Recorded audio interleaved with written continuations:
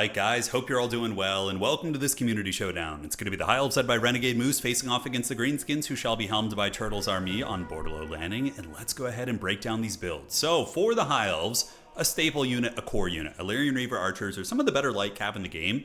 Obviously, they're an archer unit, but they're quite good in melee as well. With 32, 34, 28, you can use them to poke, grab objectives early on, and if you have to, you can use them to clear out light infantry, flank things. Just a really, really good unit. So there's going to be 4 of those. But who cares about those guys? The fun stuff here in the back, it is the dreaded Merwyrm. Now, the Merwyrm, I feel like he could use some more HP. Just give homie like another 1400 HP and call it a day. I mean, look at this big chungus.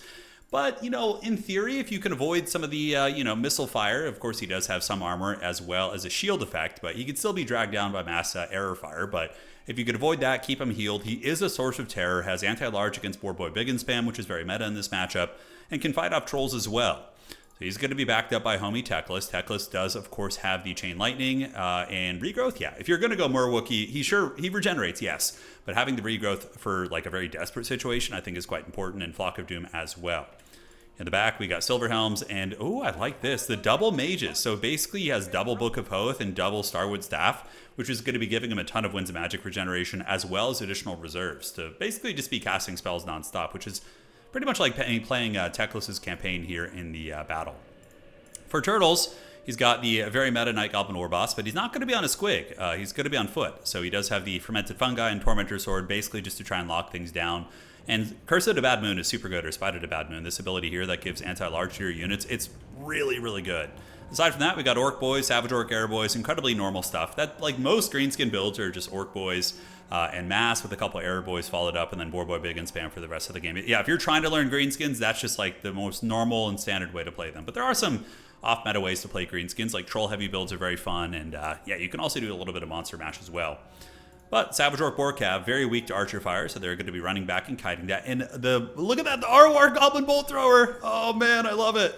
I love it. I mean, yeah, against Merwyrm, maybe it's going to be doing a little something something. So, we do see Teclis. Where's he at? He's in the front with the boys, while the 2 mages are just going to stand to the back objective. Not a bad idea at all.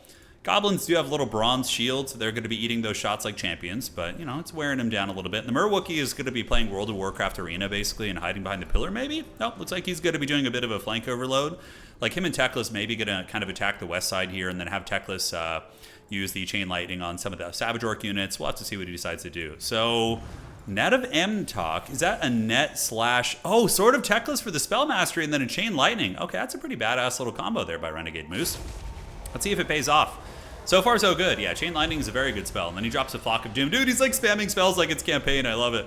Yeah, and he did that all under the buff of the Sword of Teclis for the Winds of Magic intensity, which is very cool. Not Winds of Magic, but just magic intensity. Fireborn coming out. Merwyrm thinking about getting in there. The damage was certainly not terrible, but it wasn't enough to be really, really devastating. And now the Goblin Bolt Thrower going to be shooting at the Merwyrm as he does move in. Some of the cooler animations in the game, by the way. Oh my god, he knocked over the whole unit. Oh my god, they all, like, even if he didn't kill a lot, he did stagger that unit there, and that was a very cool looking shot. Merwyrm going to be trying to juke some of the arrows, and yeah, he does eat it. You know, that would also be another thing, because the Merwyrm does have the Abyssal Cloak is what, yeah, I guess it's 360 missile block. Okay, that's good. That was going to be my complaint. If it's not 360, I think they should do that. Since it's not like an actual shield, it's like an aura or like his scaly skin or something. Here, the cloak, whatever. You guys get the idea. But the High Elves are holding on to the objective. Merwyrm is going to be fleeing while Fireborn are waiting to punch in.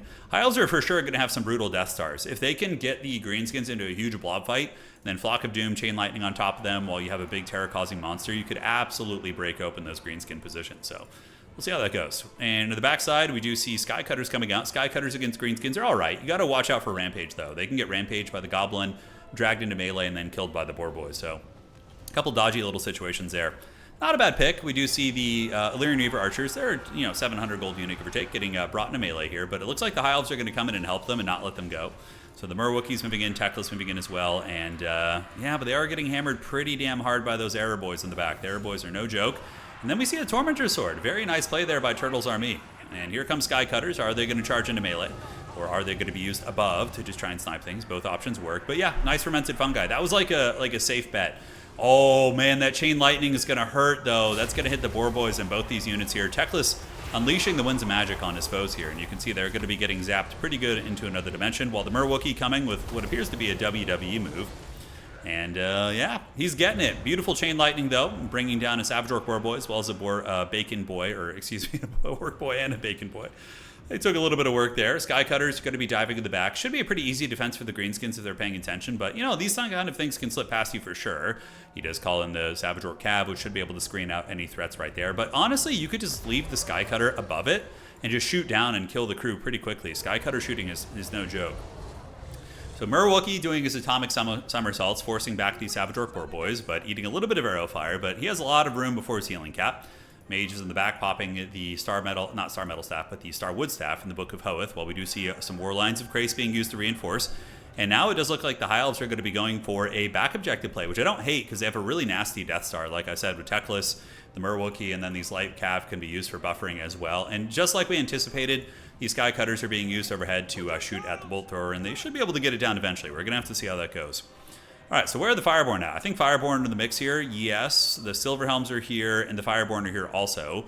Should be able to steal this objective from Turtle's army, while Turtles is going to be reforming the ranks, and certainly needing to deal with this this mobility right here. On the other side, Reaver's lurking, and Narnia Lines as well. I think that Renegade Moose is keeping them here to make sure that his opponent doesn't do a back push on him, because a lot of times when you pressure your opponent's back objective, if you're lightly defended on your own, they're just going to send like 3 infantry units over there. So he's kind of splitting the field and really making it tricky for his opponent. All right, Merwyrm eating some shots, getting in, probably going to terror out those boys there, as the Fireborn do get a beautiful charge. With the lapse in micro here, the Morgub's Magi Marauders were ambushed by the Elven Cav, and the Savage Orc Boar Boy is going to be moving into fight, but this is going to probably favor the High Elves pretty heavily in this fight. Oh, look at that, Net of Amachok activated, and then a Chain Lightning. Dude, I'm loving this High Elf play. This is super fun. And he comes in, gets a beautiful Chain Lightning right there. The Fireborn pulling back, very finesse-based. He's playing it like an actual elf, not just like Unga Bunga, but like hitting and running, using combined arms and magic. It's very fun to see. God damn, that Chain Lightning put in work. All right, Merwyrm has the cover of the tree, a lot of healing cap, and then we get a big blob fight, which I think is going to be favoring the forces of Isurian here, as Teclis gets in, unleashing his nerd magic, and oh, dude, nothing else matters. Which is, by the way, one of the greatest songs of all time. Now, here comes Merwyrm. Just give us some attack animations. There you go. Oh, slam. And he does slam and gets a terror out. And the Greenskins get folded up pretty bad. Yes, the value trading is even. Remember, there's a ton of healing on the High Elf roster. And the Merwyrm, I assume, has been getting a lot of passive healing as well. Elsewhere, reinforcements coming in, and he could maybe charge in, although there is a Boarboy unit. Turtle's army is doing a really good job staying composed under all this pressure, and if he is able to get a pick on the Merwyrm here, that would absolutely get him back in the game. Merwyrms are really expensive. I think they're 2,500, right? And then 3,000 for the Arwar. So he is getting it. A lot of arrow fire. I would wager that he is going to use a Rampage on it to try and get the finishing blow. Fireborn and company here, I believe, on the outside fighting, but they are going to be fighting against Swamp Things, which is something they'll do very good against with their fire damage. And the Merwyrm does get trapped by the Tormentor Sword. Really nice play by our Greenskin champion. And you can see the Merwyrm here is potentially going to be going in the trash can. We're going to see. If he can get it into the woods and then just regenerate it, like run it all the way back and around, then that would be a pretty massive play. Boar Boys pile in, but the Narnia Lions do have good AP, able to get it done. Fermented Fungi on him, but he's Rampage, or he's broken, excuse me. So he's just going to run off the battlefield or run towards the edge of the battlefield and carry on his wayward son. Elsewhere, Narnia Lions coming in, another Narnia Lion, the mages in the back just kind of spamming those abilities nonstop to pretty much get infinite winds of magic, which is pretty fun. Teclis, of course, going all Harry Potter up in this game, but he's been able to hold the back objective of the Greenskins for a long time. Sky Cutters being used in melee, Narnia Lions penetrating in as the numbers of Boar Boys on the battlefield are really starting to diminish. And yeah, sure, Turtles has close to equal value, but he's actually quite behind right now, because if he doesn't finish off the Merwyrm, probably about like 2,000 to 2,500 of his value is in the Merwyrm, and that thing is going to heal, it's going to come back, and the rest of the High Elf army hasn't actually taken that much damage. So looking very, very rough for the Greenskins right here in this game. Because yeah, it's like if you guys have played 40k or any tabletop game. Let's say you're playing Lord of the Rings, right? You get the Balrog down to 1 wound, but it survives, and then the next turn it's going to come back and kill you. So if you don't finish off that Imperial Knight, that Balrog, you know, whatever game you're playing, it's gonna butter your bread later on. Savage Orc Boar Boys getting in there, as we do see the Silverhelms moving into fight, and a really nice Flock of Doom is going to be a lot of value right there. And of course, the game doesn't track Flock of Doom properly, so it's probably even worse. Like, magic isn't always tracked properly on the damage tracker. Merwyrm on his way back in. Teclis is being beaten up by a fellow nerd. It looks like the Orc Shaman is going for him, but probably you just get Teclis and you run to the Merwyrm, and then that Orc Shaman is going to get annihilated there. High Elves overwhelming the positions as the Skycutters are being tied up by spears a little bit, but honestly should be fine. And will the Greenskins be able to rally? Ruggelad's Armored Orcs getting Fist of Gork there to help them fight back a little bit, but the Fireborn don't care too much about that. And here in the middle, there is going to be some sort of Harry Potter action going down. Don't know if it's going to be a net or there we go. So the Greenskins with a very nice buff here. That's going to buff up to boys, and they should be able to put up a decent little fight. But the Merwyrm coming back is going to tear her out super hard. Teclis was able to stabilize and get away from that Orc Shaman, who's now a little bit trapped up here. And oh, look at that! Get down, Mr. President! The Orc Shaman using his snipe ability, and the Merwookie like accidentally ran in front of him and absorbed it, and then Teclis able to weather that. That was actually very fortunate. Yeah, there's like a couple things that the Greenskins, like if they were to snipe the Merwyrm and or Teclis, they could maybe get back in this game, you know? But like if both of them survive at low HP and keep contributing, it's going to be very rough. All right, regrowth on Fireborn. Very nice, but they are being inundated by a lot of units now, including spear units, so the Fireborn probably going to get folded up. The High Elves going to be playing the center as they do approach about 1,000 points right now. And on the backside, Reaver Cav coming in, charging the Ruggelad's Armored Orcs. And the Fireborn here really holding firm with that regrowth. Probably going to see a big terror route here as the Merwyrm comes in. And it's a lot of Greenskins bunched together, so the Merwyrm's big old attack's probably going to do some work as he does boink. And the first terror route is active, or just actually a natural break. And oh no, that Chain Lightning's going to hurt so bad. Oh, Gotham's Reckoning coming in. Those guys do get cooked up, and Merwyrm, I think, is going to be laughing all the way to the bank. I think that was like the last bastion of Greenskin strength that just got annihilated by that Merwyrm Chain Lightning combo, and I think that's probably game over. Middle objective is going to be getting captured, ladies and gentlemen, and what a fun game this was, by the way. Really unique High Elf play.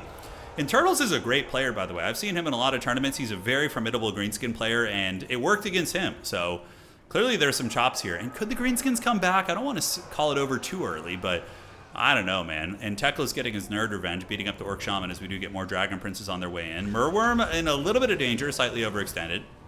Greenskin Bacon Cav on the outside, maybe going to get run down by the Fireborn. And the High Elves looks like they're able to hold on to the back point. They are approaching 1,200 points.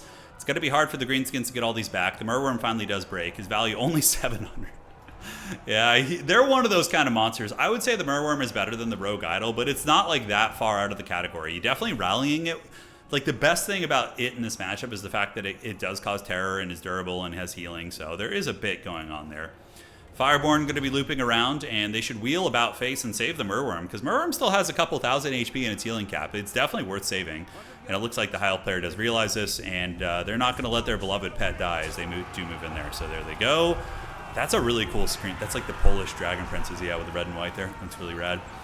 All right, so those guys get run back, and a big dog Merwyrm does escape. So, you know, maybe he can run. Dude, what? Oh, they should give him an ability that if he's near water, he heals. That'd be so cool. Like, he gets even bigger healing if he's near water. That'd be awesome. Just, like, run him up to the ocean over there. Just, you know, he just heals the full.